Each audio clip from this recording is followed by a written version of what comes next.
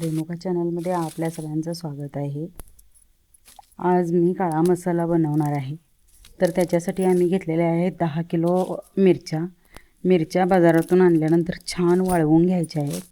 त्याच्यानंतर पूर्णपणे देठं काढून त्या एकामध्ये 2 अशा कट करून घ्यायच्या आहेत। त्याच्यानंतर आम्ही मिरच्या छान करपूस भाजून घेणार आहोत। मिरच्या भाजून घेण्याचं कारण तिखट पावडर लवकर बारीक होते। आता आपल्या मिरच्या छान भाजून झालेल्या आहे। तर ह्याच्यामध्ये वाळलेला मसाला काय काय घालणार आहोत ते पाहूया।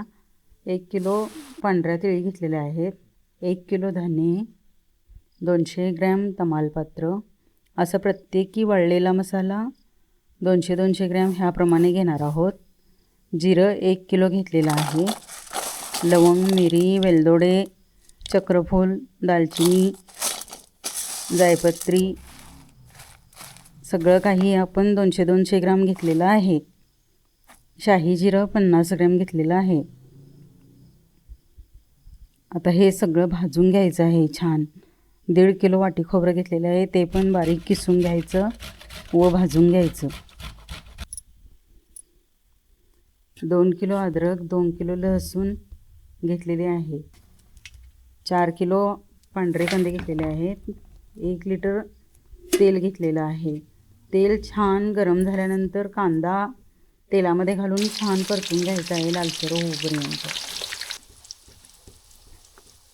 कांदा वरचेवर लाल होईपर्यंत हलवत राहायचं आहे। खोबरं पण छान भाजून घ्यायचं आहे। वाळलेले मसाले घालून मिरची मशीनमध्ये कांडून आणायची आहे। जोपर्यंत आपण मिरची पावडर करून घेऊन येतो तोपर्यंत ओले मसाले स्वच्छ करून भाजून वगैरे घ्यायचे आहे। अद्रकसुद्धा आम्ही कच्चेपणा जाण्यासाठी हलकं भाजून घेत आहोत। कांदा छान आमचा लालसर होत आलेला आहे। आम्ही 10 किलो मिरची पावडरसाठी 4 किलो मीठ घेणार आहोत। मोठं मीठ घेतलेलं आहे इथं।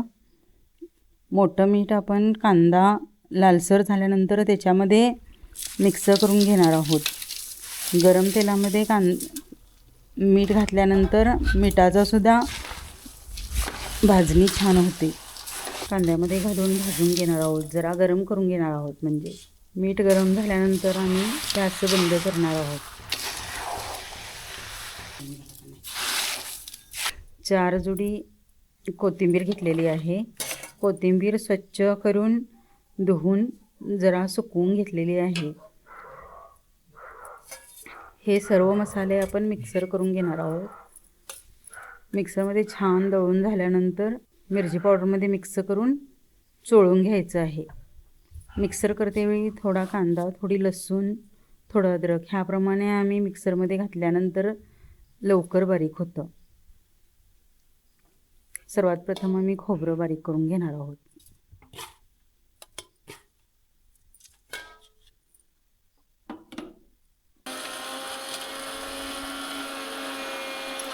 हे सर्व ओला मसाला बारीक मिक्सर करून घ्यायचा आहे।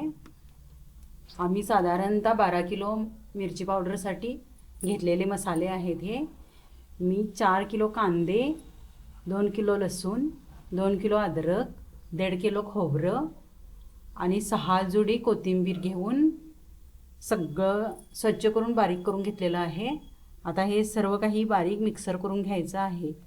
त्यानंतर लाल मिरची पावडरमध्ये हा सर्व ओला मसाला मिक्स करून काळं तिखट बनवणार आहे मी। थोडं अद्रक, थोडं नमक आणि कांदा घालून मिक्सर करायचं, फार लवकर बारीक होतंय। हे सर्व ओले मसाले मिक्सर करून झालेले आहेत। आता हे एकजीव करून घ्यायचे आहे। एकजीव झाल्यानंतर लाल मिरची पावडरमध्ये घालायचे। त्यानंतर छान चोळून घ्यायचं। सर्व एकजीव झालं पाहिजे।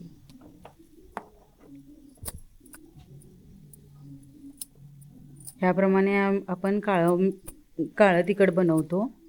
तर हे छान चोळून झाल्यानंतर थंड झाल्यानंतर हवाबंद बरणीमध्ये भरून ठेवायचं। हवाबंद बरणीमध्ये भरून ठेवल्यानंतर साधारणतः 1 वर्षपर्यंत त्याला काहीही होत नाही, छान टिकतं. अशाप्रमाणे आपण काळं तिखट बनवतो. आमच्या चॅनलला लाईक, शेअर, सबस्क्राईब करावं.